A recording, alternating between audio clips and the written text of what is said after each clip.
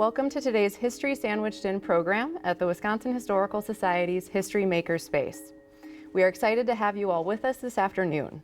For those of you joining us for the first time, this program runs throughout the year from March through November, highlighting a range of topics that are relevant to the history, places, spaces, and people of Wisconsin and the broader Midwest.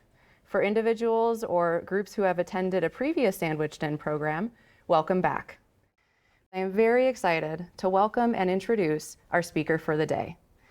My name is Jenny Peterson, and I am the Public Programs Manager with the Wisconsin Historical Society. Again, it is a pleasure to have you all with us. A note that the opinions expressed today during the presentation are those of the speaker and not those of the Wisconsin Historical Society or the Society's employees. Now to our main show. It is an absolute pleasure to introduce Susie Apps Bodilly, who is presenting Timber, a Northwoods story of lumberjacks, logging, and the land, based on her book co-authored with Jerry Apps. Before I hand it over, I am excited to share a brief biography of our presenter. Susie is a retired educator and writer. She taught elementary and middle school students for 34 years. She holds a bachelor's in elementary education and a master's in curriculum and instruction. When she is not reading or writing, Susie enjoys spending time with her family, hiking at the family cabin, kayaking, and trying new recipes with produce from her garden. In addition to being the co-author of Timber, the topic of today's presentation, Susie is also author of Seeds in Soil, Planting a Garden and Finding Your Roots. One-room schools, stories from the days of one room, one teacher, 8 grades, and also a co-author alongside Jerry Apps of Old Farm Country Cookbook. Please join me in welcoming Susie and enjoy the presentation, everyone. Okay, thank you so much for inviting me to speak with you today. I'm so happy to be here. Jenny kind of already said this, but I will reiterate that all the photos in my presentation are from my personal collection or photos from the Wisconsin Historical Society image collection and as indicated. And then if I used a photo from someplace else, I did source where I got it from on the slide. And also, all opinions are my own. Just a bit of a disclaimer. In Wisconsin, educators are use Wisconsin Act 31 that was put out in 1989. It's a law mandating public schools to provide instruction on the history, culture, and tribal sovereignty of Wisconsin's recognized American Indian nations. So because of that, I always start all of my talks, no matter where I am in the state, with a land acknowledgement statement. So to start today, I want to recognize and respect the inherent sovereignty of the Native nations within the boundaries of the state of Wisconsin. And also, I'm so pleased to be here. This is actually a rescheduling from an event that I had planned last fall. So I'm so appreciative to Jenny for allowing me to come this year instead. So I'd like to thank the Wisconsin Historical Society and also Public Television. As Jenny already mentioned, I was an educator for 34 years in middle school and elementary school, mostly in Madison at Falk, which is now Anana Elementary, and Sherman Middle School and Mendota Elementary on the north side. I also taught briefly in Princeton, Wisconsin, and in Ohio. And today, as Jenny mentioned, I like to kayak, I like to be outside, I enjoy cooking, and I do actually a lot of presentations around the state, which I really enjoy, because I'm still educating people about topics that are important to me. I go and speak at several, I've been to lots of libraries, historical society groups, any kind of group that was interested in having a speaker about topics on any of my books. I really enjoy getting out and meeting people. As Jenny mentioned, I wrote a book about one-room schools that was published by the Historical Society in 2013. My Seeds in Soil book came out in 2022. Old Farm Country Cookbook was published in 2017, which was sort of the inspiration for the public television film Jerry Apps, Food and Memories. Anybody seen that movie? You can stream it if you haven't seen it. It's really fun, and I'm cooking in it, and it really was so much fun to work with the folks from public television because they were so awesome, and we actually really enjoyed putting that film together. So today, though, we're going to talk about timber. A Northwood Story of Lumberjacks, Logging, and the Land. My book was written for young readers. However, I really encourage anyone of any age to pick up the book and read it yourself, or find some younger readers to read it with. My purpose for the book is to get young readers and families to ask questions. As an educator, I was always encouraging students to think critically and use inquiry strategies, ask questions to find out about the past. For example, when you pick up this book, it might help you think, what was it like to live and work in the woods? And then what happened after the forests were cut down in our state? So my purpose for the book is to use history and the past to think about what happened, and then get kids and families thinking about how that can be incorporated into thinking about today.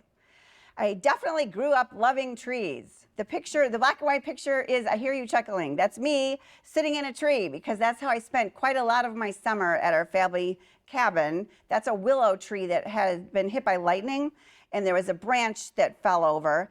My dad tied a rope into the tree and a swing, and my brothers and I, we spent hours just hanging out in the tree. So I was very fond of trees and being outside in general.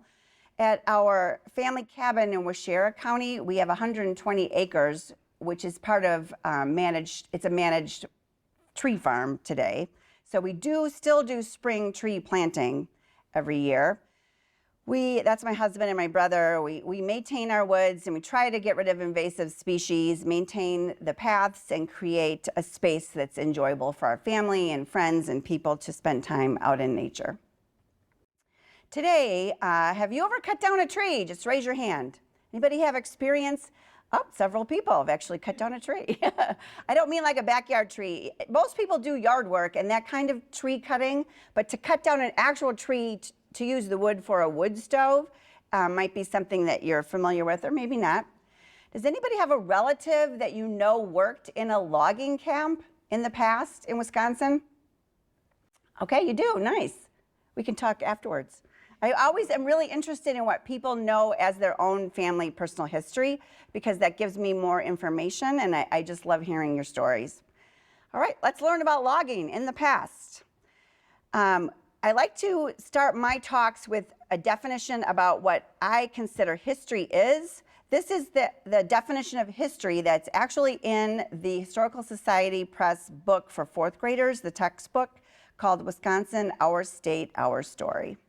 So what is history? History is the study of the events of the past and people who lived in the past.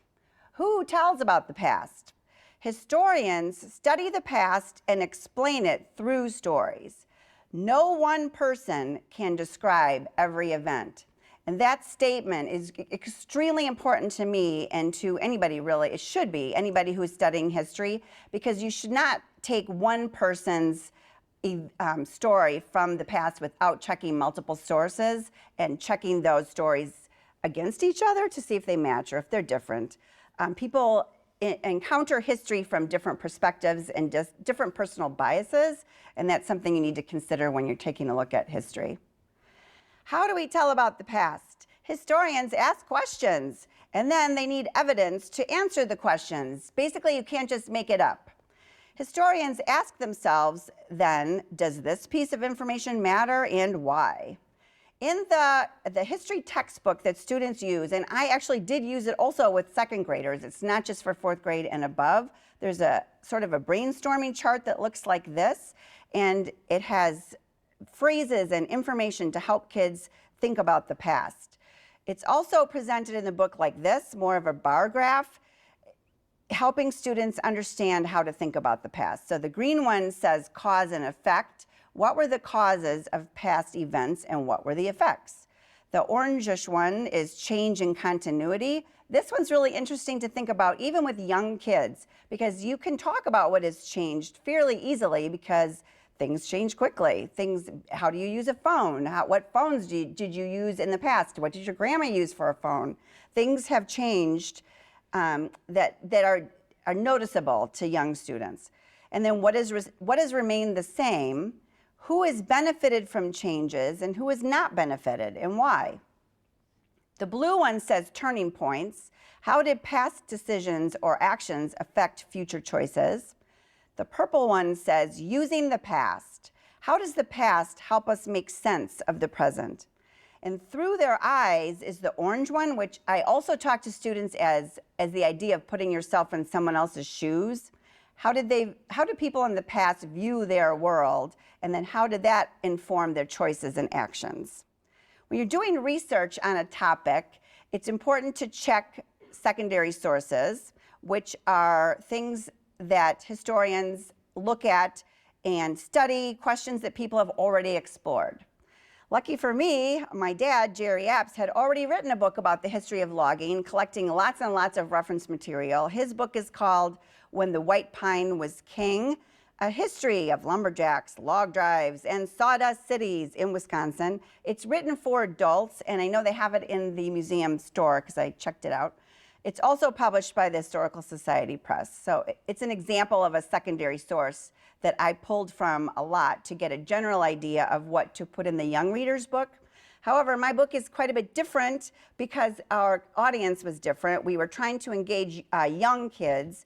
Therefore, my book does not have specific information about logging companies or businesses or things that young readers maybe wouldn't be interested in. It's also important looking at the past to check out primary sources, which are things that were written or made at the time in the past you are studying. And those are the things I actually find the most interesting. For example, diaries, letters, drawings, photos, actual artifacts. In my book, I have lots of primary sources that were reprinted from actual letters from the past. And in the book, that little magnifying glass icon shows the reader that you're getting an actual primary source. And I'll just read the first part of this. It's about John, a lumberjack who worked in Green Bay when he was 16. It says, it's December. It says, "Dear Father and Mother, I got your kind and welcome letter the 1st of December. I think you were all expecting a letter. I am getting along all right, and I hope you were the same. We had a big snowstorm Monday, and it lasted all day. I have 34 working days in. I don't think of coming down for Christmas. They're going to start hauling after New Year's. The fellow that used to sleep near me jumped," which means he quit, "Monday, and he helped himself to my drawers and a pair of mitts," meaning he got his underwear stolen and his mittens. "You need not trouble yourself by sending anything down. I will see that I dress with what I got." And it goes on. And then in the book, there are some questions for the young reader to think about after reading the letter. So obviously, the fact that he's not coming home for Christmas would give a young reader cause, like, that doesn't feel good. And then the kid that left stole his clothes. So interesting things to think about. So primary sources, again, show us how people lived, acted, and felt. They help us explore the ways our lives are different from or similar to the way people lived in the past. Again, it's important to think about where the source came from, who made it, and why. Why was it made? All right, so today's plan for my talk is I'm going to give you a short history of Wisconsin leading up to the logging era, which is brief and incomplete, but it's important for the context of why the logging era and the logging boom became so important in Wisconsin. In general, what was a logging camp? How were logs transported to the mill, and how did technology change logging? What happened after the logging era? And then I'm ending my talk with an encouragement to be someone who cares for trees. Probably you are because you are here today. So you can look for those little circle-colored icons to sort of know where we are in the talk. First, a short history of Wisconsin leading up to the logging era. So you probably know about the glacier. Wisconsin's last glacier produced tundra conditions that continued from about 26,000 to about 10,000 years ago. The glaciers moved, scraped, and carried rocks and sand. They changed the land's elevation as they moved south. About 10,000 years ago, the weather began to change. The air got warmer and the glaciers began to melt. I have lots of visual maps and things in the book for young readers and families to talk about. Clearly the key in this map just shows pines and hardwoods. Clearly it's not specific to certain kinds of trees, but it gives you an idea of where most of the trees were in Wisconsin, which clearly becomes important to the northern part of Wisconsin as the logging boom went on. Trees began to grow after the glacier. Some of the first were spruce, then jack pine, red pine, and balsam fir.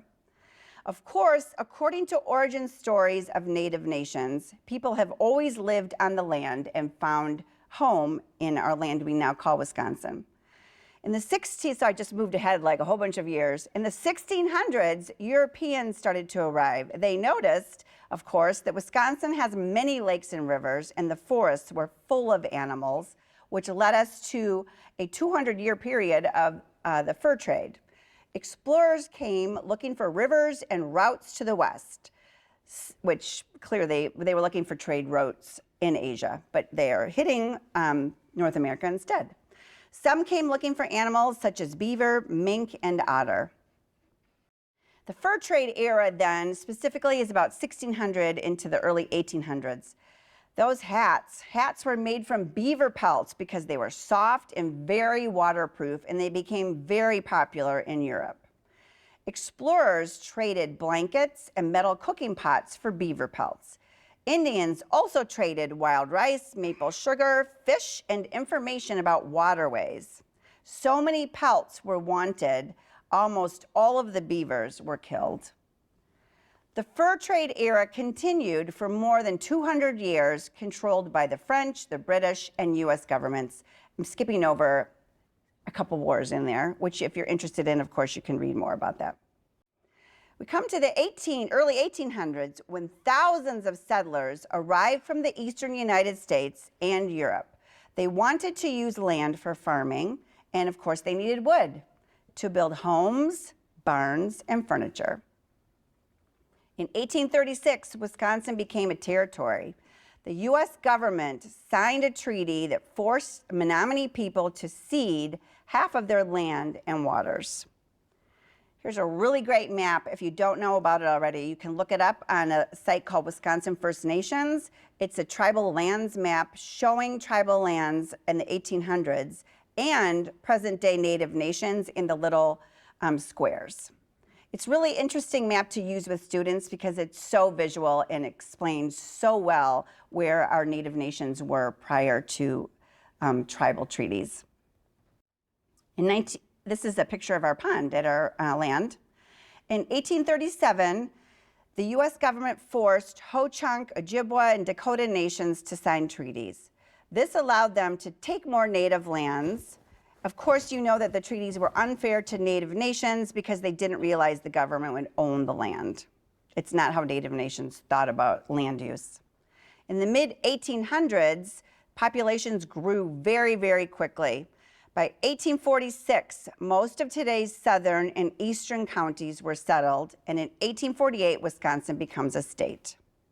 Well, what's happening to encourage people to live here? Well, there was a big boom in mining in part of the state.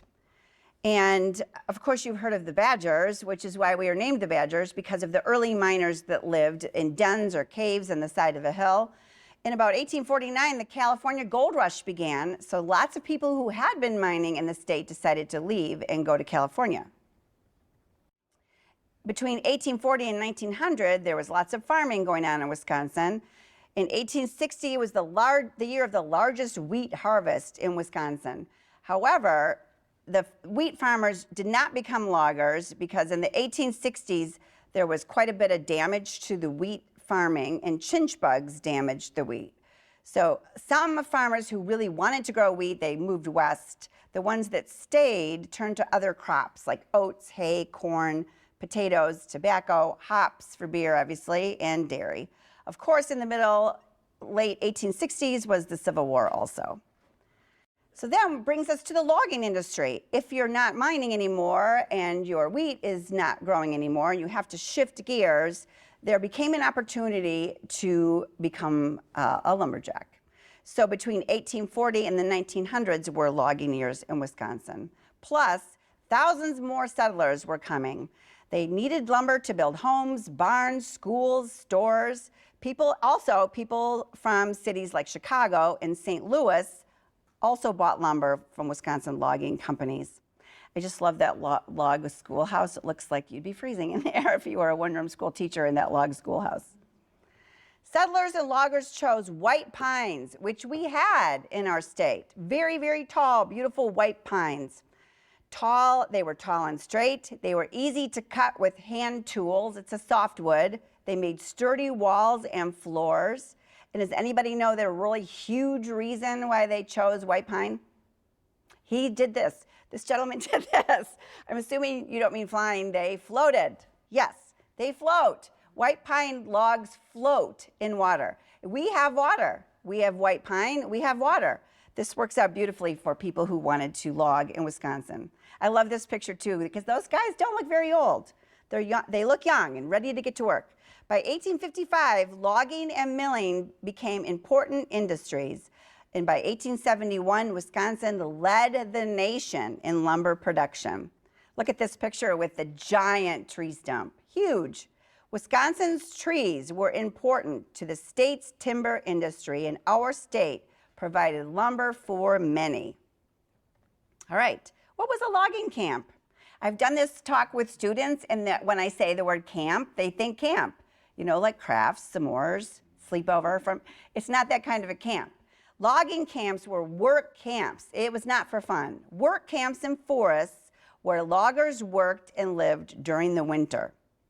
I had students ask me, why the winter? Well, the frozen ground made it easier to move the logs, and animals could pull a sled full of logs over the snow without worrying about mud and water and ruts in the road. Also, some farmers were available to work in the winter, and there were no insects. We know about mosquitoes and insects here in the summer, so in the woods in the winter, there were no insects that bothered the people or the animals. Typical buildings in the camp were a bunkhouse, an outhouse, a cookhouse, the blacksmith shed, a barn, and a storage shed. This picture shows a typical setup for an early logging camp. A timber cruiser would go on ahead and figure out where a camp could be placed. And you can see the river in the background there. It needed to be near water.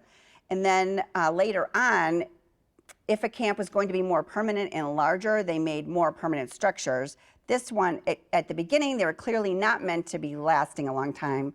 They were wood with tar paper roofs. In early logging camps, most lumberjacks did a variety of jobs, but as the camps became larger, each person was assigned to one job, which helped the camp run smoothly. These are dishpans at the Rhinelander Pioneer Park Historical Complex. The logging crew. Chopping down trees and cutting them into logs was dangerous, hard work. And I love all of these pictures. If you are interested in finding and looking at more pictures from logging era, there are lots of images on the Wisconsin Historical Society website. The typical jobs in a camp were the foreman, who was the boss. He kept order among the lumberjacks. The cook planned and prepared all the meals, and the cookie was the cook's assistant, hauled water and wood, got things ready. They ate 3 big meals a day, and typically they were not allowed to talk while they were eating because eating was for eating, and then you had to get back to work.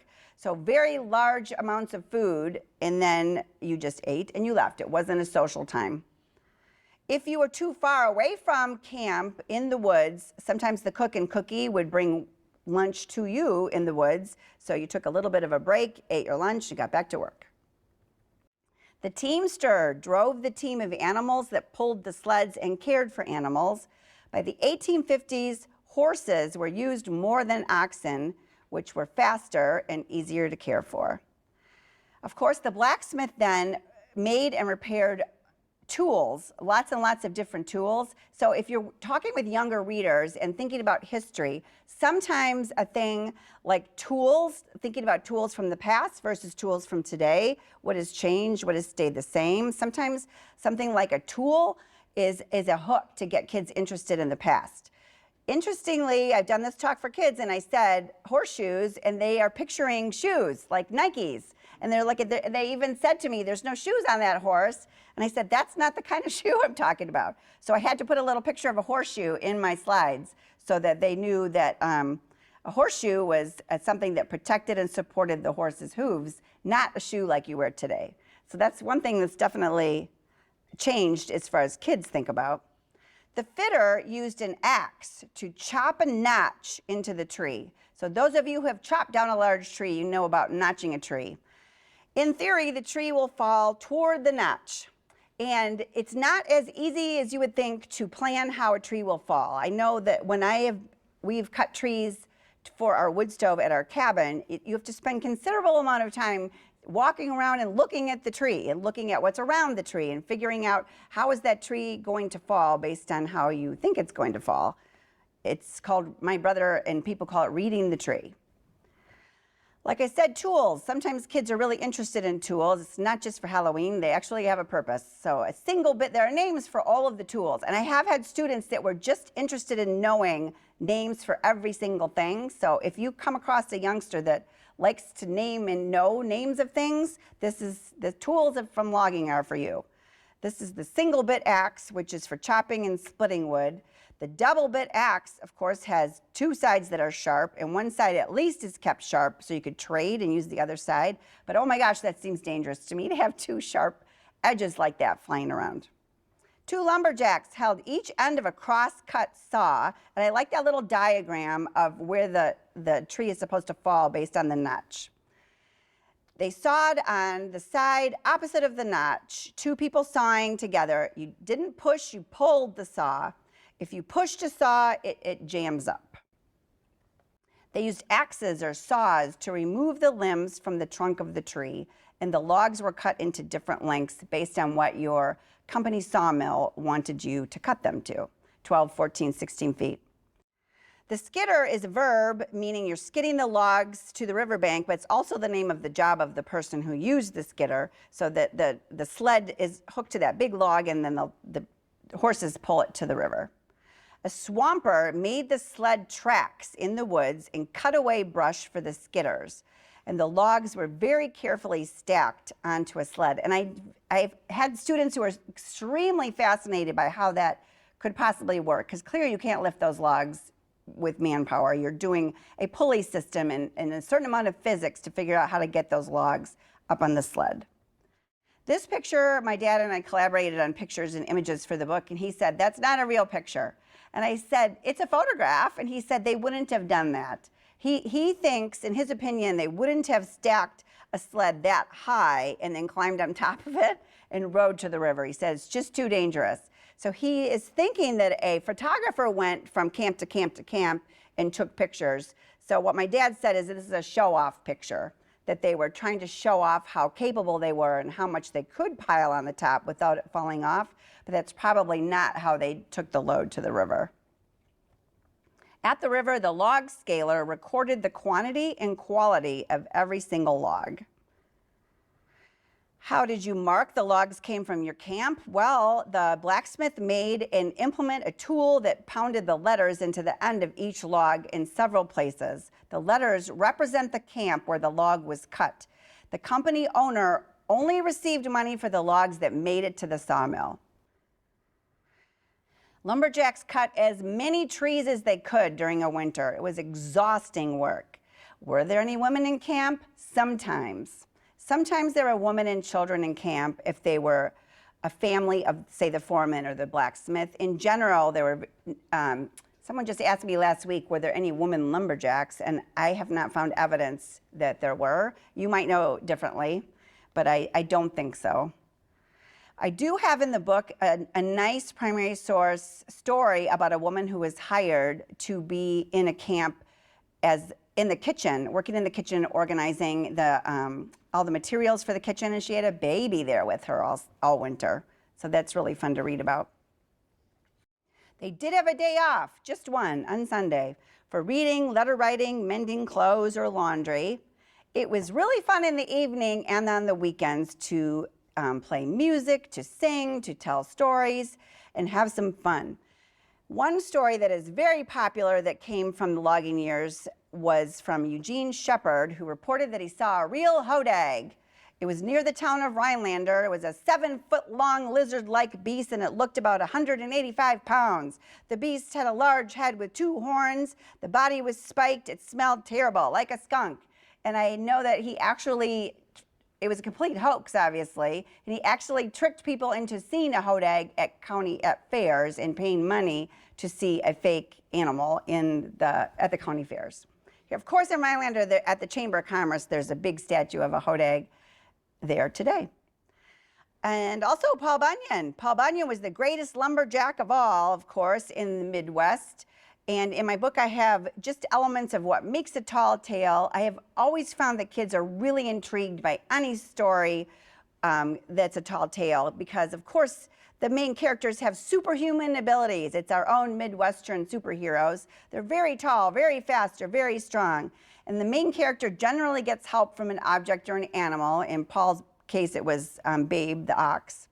Usually the tall tale describes an everyday problem, and the main character can solve the problem in funny ways. There are lots of stories about Paul Bunyan, like he tied a rope to the end of his axe and cut 40 acres of pine trees with a single swing. And he carved the Great Lakes by dragging his axe behind him. Lots of fun. I can imagine it would be fun if you were a lumberjack and you were very tired and you could have somebody do your work for you. All right, how did the logs travel to the sawmill? In the spring, they waited for the rivers to open up. This is a really cool picture of logs piled very high on a riverbank. When spring arrived, the ice and snow melted and the logs could now float downstream. In Wisconsin, rivers were essential during the early days of the lumber industry to transport logs to the sawmill. Moving logs by floating them on a river was called a log drive. It was sometimes the same men, but usually a different crew that was hired by a river driver because they were the most skilled, the most able to do this work. The men on the front crew balanced on the logs on the Peshtigo River in this picture. And here's another tool. They used those long pike poles to sort of corral the logs and make them go the direction they wanted. I mean, does that look like fun or does it look incredibly dangerous? I mean, you decide. They did wear different clothes. They wore different clothes in the winter, obviously. They needed to be clothes that would dry quickly if they did fall in. And they had shoes with cleats to help them stay on the logs. This is a picture of a logger's cleated shoes on the river drive. The river pilot was in charge of this special crew and hired highly skilled lumberjacks for the log drive. This picture shows a log drive on the Wisconsin River. The men worked from very, very early in the morning, before sunrise until sunset. And it was a tourist attraction. If you lived near a river where there was a log drive, people came to watch. So this was made into a postcard. It's a log drive on the Brule River near Florence, Wisconsin. Of course, they needed to eat, so there was a cook's tent this is a cook's tent on the Wisconsin River in 1913. There's also a famous wooden wanigan named the Dancing Annie about 1900, and I do see more women on this river drive. It was also the river driver's office. They stored men's sleeping bundles, some clothes. Here's a member of a crew near the Chippewa River about 1905. The tool that they're using is a peavey, which has a pointed end and it's got that hook. We still have one at our farm today that we use for moving logs around. The rear crew used bateau boats to follow behind the logs because they didn't want to lose any of the logs. They wanted as many logs as possible to get to the sawmill. The bateau boat is a leftover special boat from the fur trading days. One of the worst things that could happen on a river drive was obviously a log jam. Logs got stuck and other logs piled up behind them. If you're wondering, how could this happen if they're right there with the logs? Well, I imagine they didn't do it on purpose, obviously, but there were a few that got jammed up, and then depending on the current, the weather, who was helping, they just kept bashing into each other and piling up. It was a big problem because it essentially made a dam in the river. Also a tourist attraction. So there are postcards that were made of log jams and sent out to people. How did they break up the log jam? Well, they were walking around on them, which you can imagine not too safe. Sometimes they tied horses to the logs with a rope.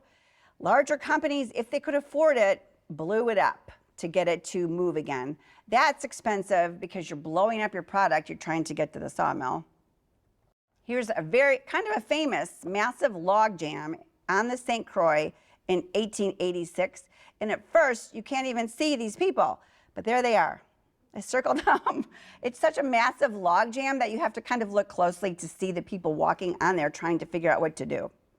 This is the St. Croix. Do you see the bridge in the back of this picture? Here's this, I think the same crook in the St. Croix. I found another picture with that same bridge. So you can see why it jammed up. The logs just didn't make it around the corner there. The log jam on the St. Croix famously took 200 men, 100 horses, and boats to break it up. So the river driver would have had to hire extra people to unstick the stuck logs. Here's a log jam near the Black River Falls. Also a huge mess, and you can't really see the little person until you look closely, but there he is, sitting in the middle of a giant log jam. They're not moving. Early sawmills were located near Wisconsin's largest waterways.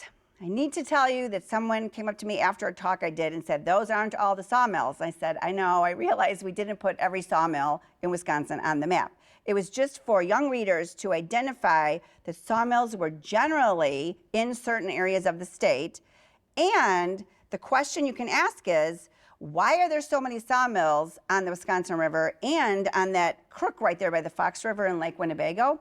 Well, the answer obviously to the Wisconsin River question is because it was so crooked that you couldn't avoid log jams and you had to put more sawmills then along the Wisconsin River because they just couldn't flow through there as well. After many days or weeks on the river, the logs reached the sawmill's mill pond, which if you drive around Wisconsin, there are many, many ponds called mill ponds still because there was a mill there. Workers steered logs floating in the Wisconsin River into the building in this picture. They had to work with and against the river current. So you needed to know the river. You needed to understand water and how it worked. Of course, early sawmills and mills had been around in Wisconsin. They used water to capture energy from the river's current. As the water turned, it powered smaller wheels and gears in the building. Rods moved the saws to make board lumber. Water wheels in Wisconsin also had been used to grind grain into flour and grist mill, and it was very typical for small rural communities to have a mill on a mill pond. If you know young people who are like Legos, they like building, and I was talking to my editors about mills and things, and I said we need to have all of that engineering-ish type of thing in this book because I know I would call them Lego kids. There are kids that are really interested in that, so if that's something that hooks them into history, then I love that. Here's a picture of men using a circular saw to cut a log, and my dad said that he remembers this exact kind of saw that was available for people to come and use in Wild Rose. A man stands at each end and they work to guide the log across the saw. But check out how they have no safety equipment. No, I think they're wearing gloves, but otherwise that doesn't look real safe today. So that is one thing that has changed. Here's another kind of a saw. It's a circular saw powered by an engine when that was available. Working with saws was very dangerous. And other issues in the sawmill I have in my book is there were issues of extra sawdust and the waste and fire danger and lots of issues in a sawmill in general. However, we grew as a state. Villages grew where there was a sawmill. Many, many towns in the north began as sawmill cities. This is a picture of Rice Lake Lumber Company after 1872. Of course, in Oshkosh, the waters of the Fox River empty into Lake Winnebago at Oshkosh. This provided the city with power to build lumber, grist mills, furniture, equipment factories. Technology did change logging in the late 1800s. Does anybody have an idea what that technology was? You can shout it out, and I will repeat it. Say it again. Trains. A train, yes. What kind of train? Well, it was a steam train. Steam power was the big change in technology in the late 1800s. You're exactly right. Steam Boats and steam trains really changed everything. I love this picture of this postcard on the Mississippi. Logging companies began using steamboats to push huge rafts of lumber. So picture the Mississippi and where that's going. It's going south, right, even to St. Louis. People also traveled by steamboat, of course. By the early 1910s, trains made their way into the Northwoods. Now, this is the big difference, the cause and the effect. What was the effect of trains coming? Logging camps did not need to be located near water. Larger logging companies, if they could afford it, no longer used a river drive to transport their logs. Logs could now be moved by train. Trees could be cut any time of year, not just winter. So you can imagine how that increased all their work and hiring and all sorts of effects. Logging companies cut hardwoods such as oak and maple, which would not float, and this wood became in high demand. So as a result of all of this, I love this picture because it speaks volumes.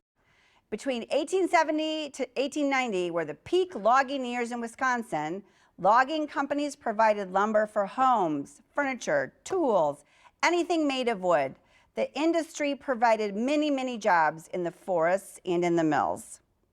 Many towns and cities grew while the logging industry was booming. Logging also supported other businesses that made shingles, barrels, wagons, and furniture. But what happened next? The land in the north was bare and full of stumps because logging companies logged and they moved out. They mostly didn't care about going back in and cleaning up because they were moving to the next space to cut trees.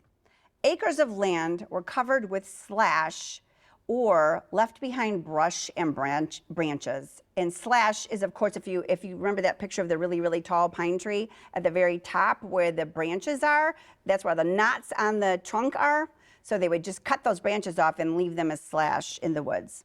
The land in the north became known as the cutover. Why is that a problem? Well, trees are important. Tree roots help keep soil in place, and with fewer trees, the land was no longer protected from erosion. Without trees, the top layer of soil, the topsoil, washed and blew away, and the land in general became very, very dry. Specifically on October 8th, 1871, you might know this date because it was the date of the Peshtigo fire, which started because they were trying to clean up slash and burning it, and the fire, it was a trifecta of weather conditions and heat and the small fire turning into a giant fire. The fire could not be stopped.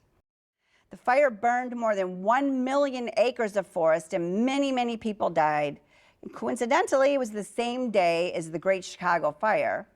So in Peshtigo, people did not come to help as quickly because lots of help and aid were going to Chicago to help people after the Great Chicago Fire, which was the same day.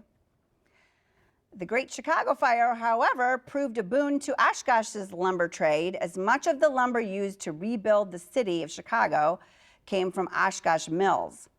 By 1873, 24 sawmills, 15 shingle mills, and 7 sash and door factories were in operation, earning Oshkosh the name Sawdust City. There's a picture of the Payne Center, who is a very fancy stone house built by Nathan Payne, who was a lumber company owner in Oshkosh. In the north, the logging boom was over. Some mills tried to switch to pulp and paper, and people were encouraged to try to farm this cutover land. This picture is really funny because clearly a cabbage is not that big. But the state did produce promotional photographs and ads, even to people in Europe, come and get this land, come and farm on this land in northern Wisconsin called the cutover. So people did, they came.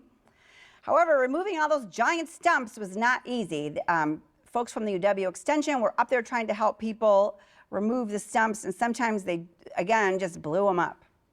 Here's a picture of a man using a tractor to remove a stump from cutover land, and sometimes they just plowed around the stumps and tried to farm and left the stumps there. In the early 1900s, many decision makers continued to promote the idea of farming. Some people believe the land's just going to restore itself. It's going to self-seed. The trees will come back. By 1904, there were people in Wisconsin who said that's not going to work. They developed a forestry law and passed a law that helped the cutover lands. For example, the law created a state Department of Forestry, a system of state forest, a forest reserve, including 62,000 acres of land in Oneida, Vilas, and Iron counties. They hired a state forester to oversee this process. In 1911, work began at the new state-supported Trout Lake Tree Nursery. Young pines, however, young pines, they need at least 2 years to grow before you can transplant them, so it was going to take a while. Many people did try farming the cutover lands. However, the soil was too poor and the growing season too short. Decision makers continued to disagree about what to do with the land. You could probably infer that there is more to the story. It has to do with taxes and who was in government at the time and did they have personal interest in logging companies, and there is a lot more to this small statement. After some delays, by the mid-1920s, a majority of voters in Wisconsin said reforestation should be made legal. Plans for reforestation of the cutover continued. And by 1932, the Griffith Tree Nursery opened, which also helped provide trees for reforestation. Also in the 30s, of course, was the Great Depression. Jerry Epps has also written a really fine book about the Civilian Conservation Corps, which talks about all of the work they did to replant trees and take care of our newly formed state parks, provide conditions in forests that improved, also managed fire danger and created those tall fire towers that we see today in state parks. The CCC during 1935 to 1942 hired young men to revitalize our forests.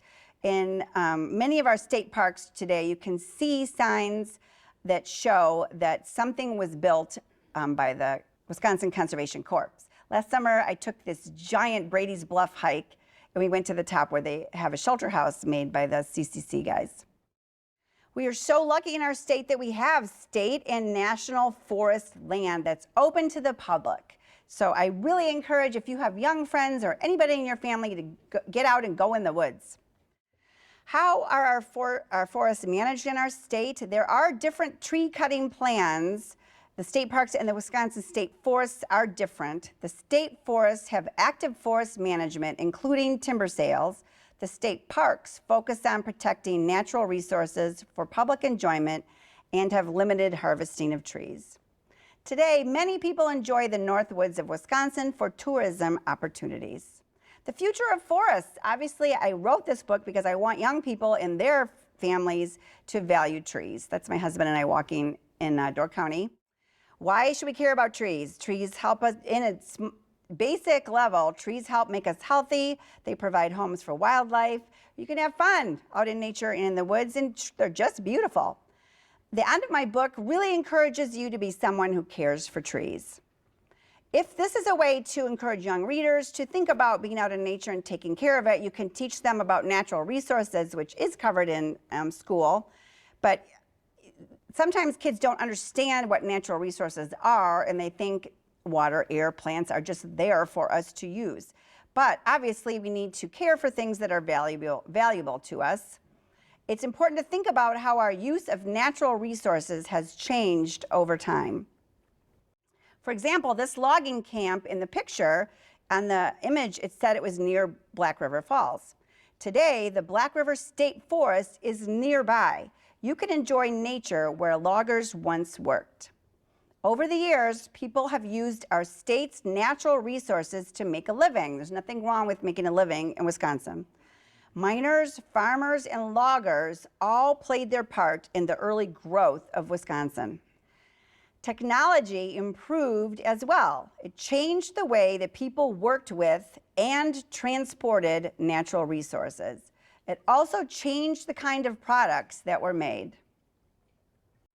Learning how people used natural resources in the past helps you understand the choices people make today. That's my husband and my daughter and our grandchildren walking in a park near our house, actually. It's important to talk with kids about taking care of the land because the landscape we have today, I consider it a living feature of our heritage. They provide us with evidence of how people have interacted with the land over time, and people will value spaces that are important to them and that you know how to take care of. So where can you learn how to take care of trees? Well, here in Madison, you can go to the Arboretum. When I was there one time recently, and there was just a really simple exhibit that said, build a nest. Pretend you're a bird and build a nest with materials at this table. And there's also a really great exhibit called Ask a Ranger, and there were questions that were posted and reprinted on the board. And Rossi said, why do I feel so happy around flowers and trees? And the ranger answered, flowers and trees are extremely beautiful. It's hard not to feel so happy. Scientifically, being out in nature is so good for your health. There are lots of studies that say being around plants releases feel-good brain chemicals and reduces stress. Humans have a deep connection with plants. In my book, I have a checklist for how you can be a steward for the trees and be someone that cares for trees. How can you learn more about logging from the past? In the book also are lots of pages actually, about other books that you could read, websites, educational resources, other outdoor places to explore and places to visit. This past summer, I went way up to Rice Lake and went to the Luck Library and Museum. Even small historical societies all around the state, everyone I've been to has some little exhibit that has to do with logging because it's an important part of our history and it's something that connects us as people living in Wisconsin. At Luck, they had a really cool board scale and explain, there's that scale that the scale person used to measure the boards on the river and explain that a board foot measured 12 by 12 inches by 1 inch thick. Lots of historical societies have these little models that sort of show how it looked when you were logging, and beautifully made. Just somebody spent a lot of time making a really nice display. I went to Marinette this past summer. They also have a beautiful logging museum with a whole giant diorama encased in glass where you can get a feel for what it was like in a logging camp in the winter. They have examples of marks on trees and the companies local to that area and what their logging marks were. The Marinette Museum also has a huge room with huge machines that show what might have been in a sawmill. For example, this is the edger table, positioning a board for cutting. I also went to the Peshtigo Museum, which is extremely interesting. If you haven't been there, you should go. It's got so much stuff in it, and we enjoyed it so much. It's right next to the cemetery, and I feel like it really honors the people that died as part of the Peshtigo fire. For some reason, I'm super intrigued by these shoes. I just realized I have lots of pictures of River Drive shoes in my talk. These were handmade boots that somebody made in order to be a River Drive logger. Also, were lots more at the Peshtigo Museum, lots of tools. So you can go ahead and look at those tools that were made at the time of logging. In Wausau, at the Marathon County Historical Society, there's information about industry from Wausau. And there's that on the bottom picture that shows it's a model of a giant raft that floated wood. Again, boots with spikes. And kids today, they might be familiar with soccer cleats or football cleats or something. And you can talk about what the cleats did. It's another way to connect with history. The picture on the left is myself and my brother staring at a tree. I think we were probably picking out a Christmas tree, but it just shows proof that even in the past, I've spent a lot of time thinking and looking at trees. The picture on the top right is my kids and my brother's kids. We were kind of fooling around in the Rhinelander Logging Museum where they have a kitchen eating area set up, and we just had a lot of fun at that museum.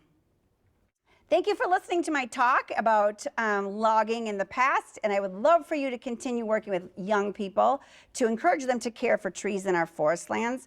This particular picture is, I got to give my brother Steve Apps a plug. He used to be a photographer for the State Journal, and he was also the Packer photographer. He's got a beautiful website with lots and lots of pictures. Here are my books. That's my email that got squished up there, susanappsbodilli@gmail.com, and I am a member of the WisconsinHistory.org Speakers Bureau, and that's how you can get a hold of me if you'd like to do a talk for your group on any of my books.